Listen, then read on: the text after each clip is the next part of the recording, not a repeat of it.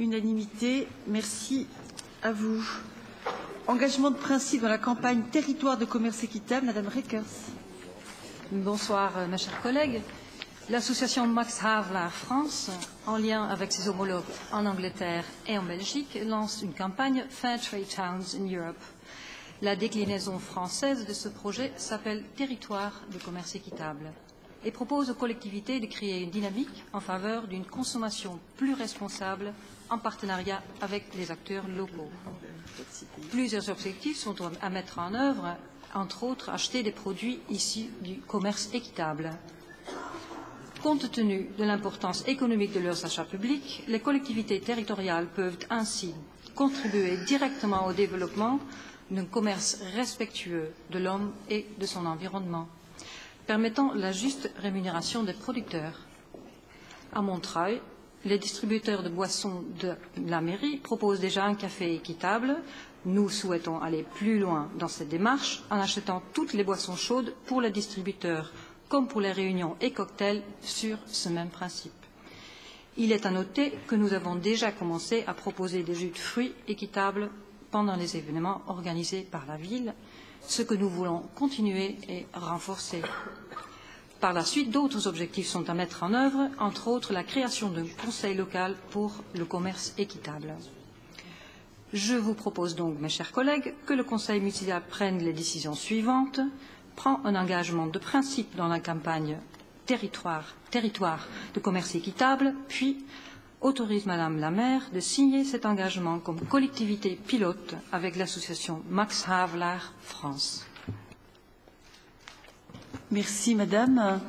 Vous l'aurez noté, cette délibération de principe constitue un engagement qui ne piétine pas la mémoire et l'histoire de Montreuil. Je crois bien volontiers que des choses s'étaient faites par le passé en la matière.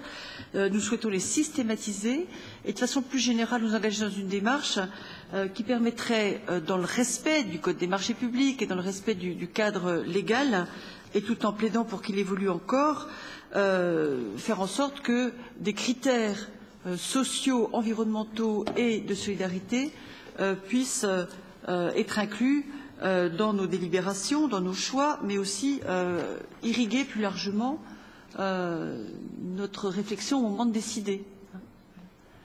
Madame Casal-Lasprou.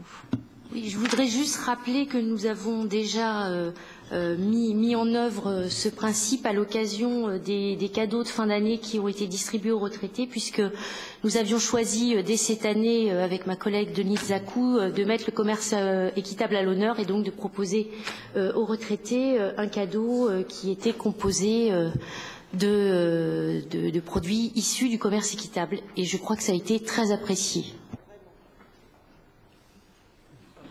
Merci. Disons que dans une ville qui se targue de valeurs de solidarité et qui vante volontiers les actions concrètes qui ont été conduites, nous avons fait l'effort effectivement d'expliquer la démarche auprès de personnes qui ne la connaissaient pas forcément.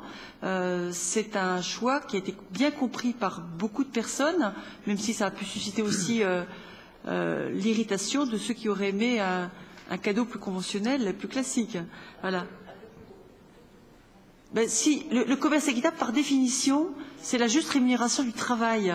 Et donc, ça suppose que chacun se prive de la facilité qui consiste à dire que c'est d'autres qui payent, soit par leur sueur, soit par leur argent, ce qui devrait être intégré dans le prix du produit.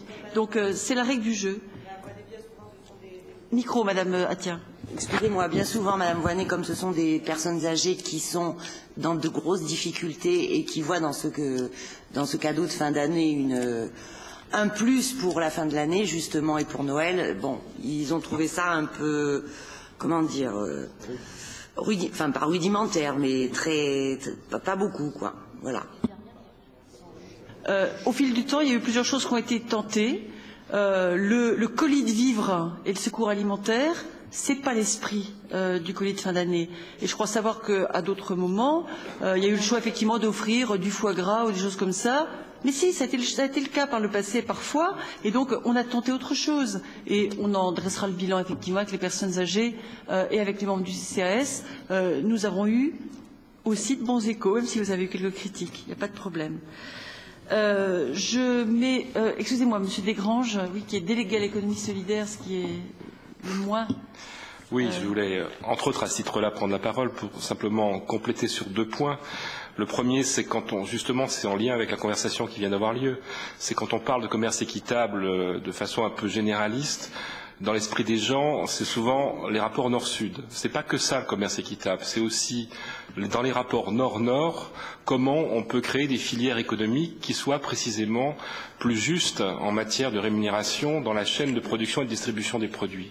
Et ça, c'est un aspect qui est intéressant et qui touche directement l'économie solidaire, non pas de façon globale dans le monde, ce qui reste un vrai sujet, mais qui est hors de nos débats ce soir, mais dans nos territoires. Et le deuxième point que je voulais rajouter, c'est que les acteurs existants, promoteurs de cette démarche, notamment ceux qui tiennent des stands à la maison ouverte les premiers samedis de chaque mois à Montreuil, n'ont pas été oubliés. Ce n'est pas un monopole de Max Havelaar sur le commerce équitable qui serait en train de s'installer à Montreuil. La démarche est une démarche ouverte. Et d'ailleurs, je me félicite que les gens avec qui on a discuté, Jocelyn Rekers et moi et d'autres, qui sont des acteurs et des promoteurs, encore une fois, de ces actions sur le territoire, y soient favorables. Et on va continuer de travailler avec eux et d'agir de façon concertée dans ce domaine. Merci. Je mets aux voix la délibération. Qui est pour? Qui est contre? S'abstient? Unanimité.